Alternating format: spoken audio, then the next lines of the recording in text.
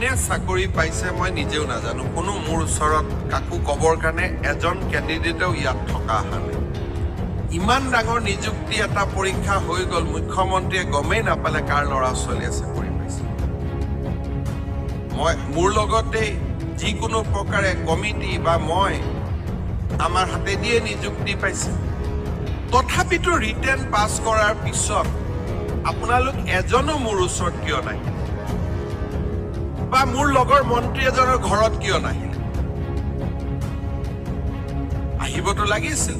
কোনোবা এজন আচ্ছা ৰিটেনত নোৱাৰে নাই অৰেলততো 2টা নম্বৰ বঢ়াই দিব পাৰে কিয় নাহিলে আমি সিদ্ধান্ত লৈছিলোঁ যে অসমত যিমান সোনকালে পাৰোঁ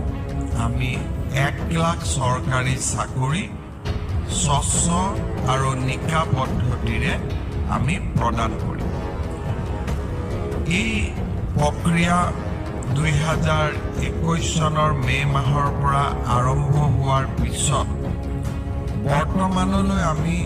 93,557 গৰাকী প্ৰাৰ্থীক স্বচ্ছতা আৰু নিকা পদ্ধতিৰ মাজেৰে নিযুক্তি দিবলৈ সক্ষম হৈছোঁ 2021 বৰ্ষত আমি 4,779 গৰাকী 2022 বৰ্ষত 35,130 গৰাকী আৰু 2023 বৰ্ষত 53,648 গৰাকী প্ৰাৰ্থী ইতিমধ্যে চৰকাৰত নিযুক্তি পাবলৈ সক্ষম হৈছে 2024 চনত শিক্ষা বিভাগত নতুন নিযুক্তি হৈছে আৰু আজি আমি অসম অসামৰিক সেৱা আৰু আন সংলগ্ন সেৱাসমূহত 840 গৰাকী প্ৰাৰ্থীক নিযুক্তি পত্ৰ দিবলৈ আগবাঢ়িছোঁ আনহাতে এই সমগ্ৰ নিযুক্তি প্ৰক্ৰিয়াৰ ফলত নিযুক্তি পোৱা প্ৰাৰ্থীৰ সংখ্যা 94,357লৈ বৃদ্ধি পাইছে আৰু ইতিমধ্যে আমি ৰাজ্যত 35,910টা পদৰ বাবে নিযুক্তিৰ প্ৰক্ৰিয়া আৰম্ভ কৰিছোঁ আৰু যাৰ ভিতৰত লোকসেৱা আয়োগৰ পৰৱৰ্তী বছৰ অৰ্থাৎ 2023 চনৰ বাবে আছিলে আজি আমি অসমখনে এটা নতুন দিন দেখিছোঁ আজি কোনে চাকৰি পাইছে মই নিজেও নাজানো কোনো মোৰ ওচৰত কাকো ক'বৰ কাৰণে এজন কেণ্ডিডেটেও ইয়াত থকা অহা নাই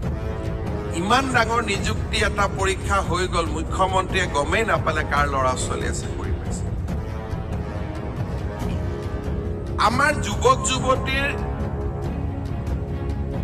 যিটো সমাজৰ যিটো নেৰেটিভ তাক আমি কেনেকৈ গম পাম লোকসেৱা আয়োগত যিমান কেইগৰাকী অধ্যক্ষ সদস্য নিযুক্তি হৈছে ময়ে নিযুক্তি দিছোঁ মই মোৰ লগতে যিকোনো প্ৰকাৰে কমিটি বা মই আমাৰ হাতে দিয়ে নিযুক্তি পাইছে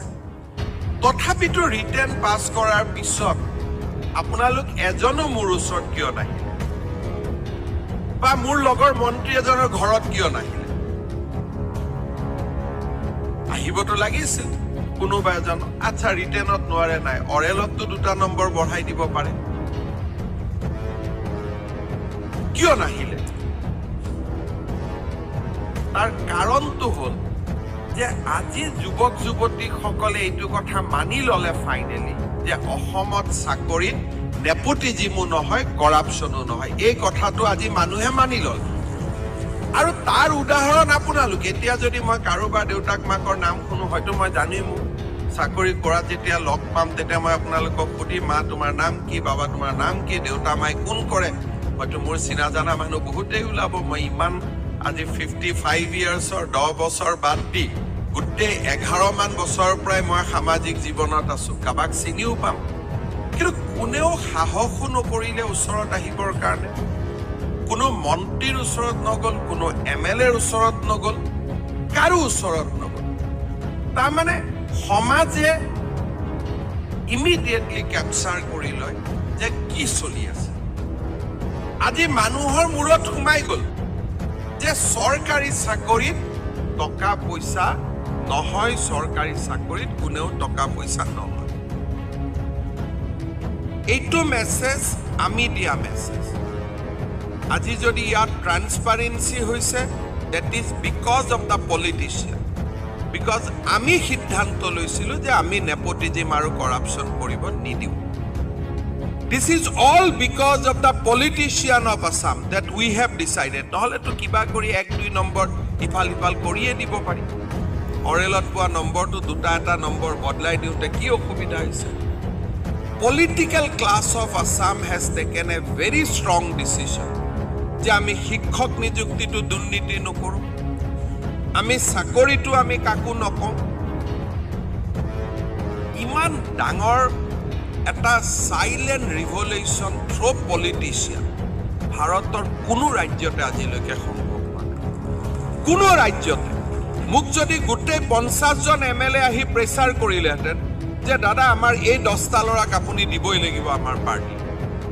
মই কিমান সাহস গোটাম মইতো সাহস গোটাব নোৱাৰিলোহেঁতেন যদি মোৰ 70 জন এমএলএ আহি ক'লেহেঁতেন যে মোৰ সমষ্টিৰ পৰা আমাৰ সমষ্টিৰ পৰা এই 5 জন ল'ৰা পাছ কৰিছে আপুনি এজনক দিয়ক please like share and subscribe YouTube channel